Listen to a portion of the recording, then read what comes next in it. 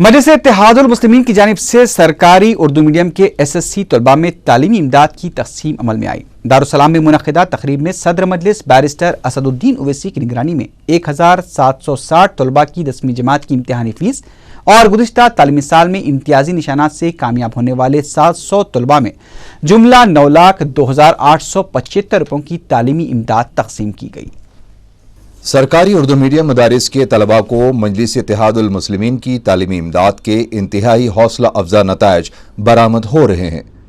دارالسلام میں صدر مجلس بیرسٹر اسد الدین اویسی کے ہاتھوں 1760 10ویں جماعت کے طلباء کی امتحانی فیس اور گزشتہ تعلیمی سال میں اول درجے سے 10ویں جماعت پاس کرنے والے تقریباً 700 طلباء کو رقمی انعامات دیے گئے۔ اس کے علاوہ 6 اسکولوں کے صدر مدرسین کو بھی بہتر نتائج پر رقمی انعامات دیے گئے اور ضلع کرشنا کے اردو میڈیم اقامتی اسکول کی طالبہ شیخ خادر بھی، جنہوں نے 10ویں جماعت میں ساری ریاست میں ٹاپ کیا تھا، 7,000 روپیوں کا خصوصی انعام دیا گیا۔ شیخ خادر بھی ہے اور میں 10th وجے واڑہ میں پڑھی تھی، APR اسکول میں پڑھی تھی۔ ہمارے اساتذہ بہت ہی محنت کے ساتھ ہم کو اچھی طرح سے تعلیم حاصل سکھائے تھے اور اچھی طرح سے ہمیں ان کے باتوں پر عمل کر کے اچھے ریزلٹس حاصل کرے ہیں۔ ہمارے اساتذہ بہت ہی محنت کر کے پڑھائے تھے ہم کو۔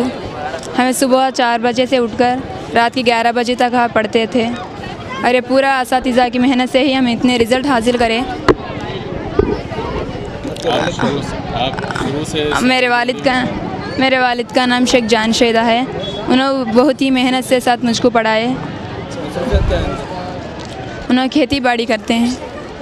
میں اسٹارٹنگ چھوٹے جمپوں سے اردو پڑھ رہی ہوں، اردو میڈیم، اور انٹر فرسٹ ایئر سری چیتنیہ میں انگلش میڈیم پڑھ رہی ہوں۔ اب گنٹور میں وکاس نگر 3rd لین۔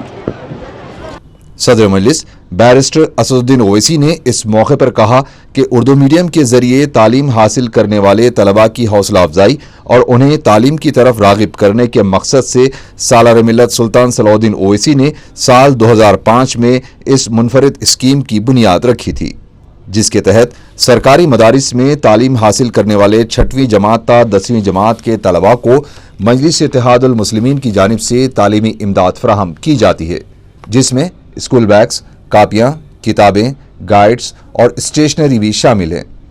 10ویں جماعت کی امتحانی فیس بھی مجلس کی جانب سے دی جاتی ہے۔ نہ صرف یہ بلکہ 10ویں میں امتیازی نشانات حاصل کرنے والے طلباء کو رقمی انعامات بھی دیے جاتے ہیں۔ اس کے علاوہ سالار ملت آل ان ون گائیڈز بھی فراہم کی جاتی ہیں، جس کے نتائج انتہائی حوصلہ افزا اور شاندار ہو رہے ہیں۔ بیرسٹر اویسی نے اولیاء طلباء کو مشورہ دیا ہے کہ اپنے بچوں بالخصوص لڑکیوں کو اعلیٰ تعلیم اور دینی تعلیم سے آراستہ کریں تاکہ وہ کسی کے محتاج نہ رہیں۔ انہوں نے کہا کہ جاریہ تعلیمی سال میں 13,000 سے زائد طلباء میں 30 لاکھ روپیوں کی تعلیمی امداد تقسیم کی گئی۔ جیسا کہ آپ جانتے ہیں کہ مجلس اتحاد المسلمین نے مرحوم سالار ملت کی قیادت میں جس اسکیم کا آغاز کیا تھا، اور اس اسکیم کا مقصد یہ تھا کہ گورنمنٹ اردو میڈیم مدارس میں پڑھنے والے طلباء اور طالبات کو اور ان اسکولوں کے خاص طور سے SSC کے نتائج کو اچھا کرنے کے لیے، اور ان اسکولوں میں جو زیادہ تر 90% سے زائد جو بچے پڑھتے ہیں یہ غریب افراد خاندان سے ان کا تعلق ہوتا ہے، ان لوگوں میں تعلیم کا ایک ذوق اور تعلیم کی دلچسپی پیدا کرنے کے لیے مرحوم قائد سالار ملت نے اسکیم کا آغاز کیا، اور اس سال جو ایجوکیشن کٹ 13,000 طلباء اور طالبات میں دیے گئے، جولائی کے مہینے میں اس کی قریب لاگت 30,04,000 کے قریب اس کی لاگت تھی۔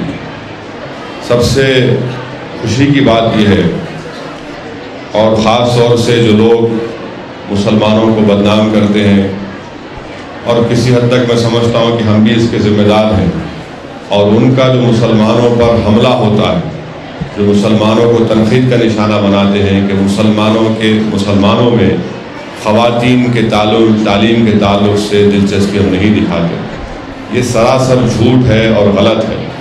ہو سکتا ہے کہ بعض واقعات ہوں گے جس سے ہم ہمارے لڑکیوں کو، ہمارے بچوں کو تعلیم کے زیور سے آراستہ نہیں کرتے، مگر آپ یہ دیکھیے کہ اس سال جو 40 طلباء اور طالبات کو جن کا GPA 8.4 جو لے کر آئے، جن کو 5,000 روپے کا رقمی انعام دیا گیا، ان 40 طلباء اور طالبات میں 33 ہماری بچیاں ہیں۔ یہ خود اس بات کو بتاتا ہے کہ اگر ہم بحیثیت قوم کے اگر ہم اپنے بچیوں کو تعلیم کے مواقع فراہم کریں گے تو یقین جانیے یہ نہ صرف قوم کا بلکہ ملک کا نام روشن کرے گی۔ اس لیے بہت ضروری ہے کہ ہم اپنے بچیوں کو تعلیم کے زیور سے آراستہ کریں۔ آپ اور ہم جانتے ہیں کہ ہمارے معاشرے کی میں بہت سی برائیاں ہیں، اور ان برائیوں کی کئی وجوہات ہیں، کئی وجہ ہیں۔ ایک تو ایک جہیز کی لعنت ہے، دین سے دوری ہے۔ تو یہ بہت ضروری ہے کہ ہم اپنے بچیوں کو تعلیم کے زیور سے آراستہ کریں، ان کو اتنا قابل بنائیں کہ یہ سوائے اللہ کے کسی کے محتاج نہ رہیں، اور یہ اسی وقت ہو سکتا ہے جب ہم ان کو تعلیم یافتہ بنائیں۔ اور میں پھر پہلے بھی کہا ہوں، آج بھی کہہ رہا ہوں، ہمیشہ کہتا رہوں گا کہ صرف تعلیم سے کچھ حاصل نہیں ہو سکتا۔ تعلیم آپ کو اچھا انسان نہیں بنا سکتی۔ آپ کو اچھا انسان آپ جب بن سکتے ہیں جب آپ دینی تعلیم کو حاصل کریں گے، قرآن اور سنت کی تعلیمات کو آپ پڑھیں گے اور اس پر عمل کرنے کی کوشش کریں گے، تو یہی صحیح معنوں میں آپ کو اچھا انسان بنا سکیں گے۔ پھر آپ یہ بھی دیکھیے کہ GPA جو 8.0 لے کر آئے، ان میں 40 بچیاں، 48 میں سے 40 بچیاں 3,000 کا انعام حاصل کر رہی ہیں۔ یہ خود ہم کو بتا رہا ہے کہ ہم کو اپنے لڑکیوں کو اور ان کی حوصلہ افزائی کرنے کی ضرورت ہے۔ اور ساتھ ہی ساتھ میں مبارکباد دیتا ہوں ہمارے یہ 6 سکولز کے ذمہ دار حضرات کو، جن کے زیر قیادت SSC کا 100% رزلٹ آیا۔ میں پھر سے ہیڈ ماسٹرز کو مبارکباد دیتا ہوں۔ اور پچھلے سال 5 سکول تھے، اس سال 1 سکول کا اضافہ ہوا ہے، تو مجھے پوری امید ہے کہ انشاءاللہ تعالی آئندہ سال اور زیادہ سکولز اپنے ہیڈ ماسٹرز اور ٹیچر کے زیر قیادت جو کام کر رہے ہیں ان کے تحت یہ سکولز اور 100% SSC کا رزلٹ لے کر آئیں گے۔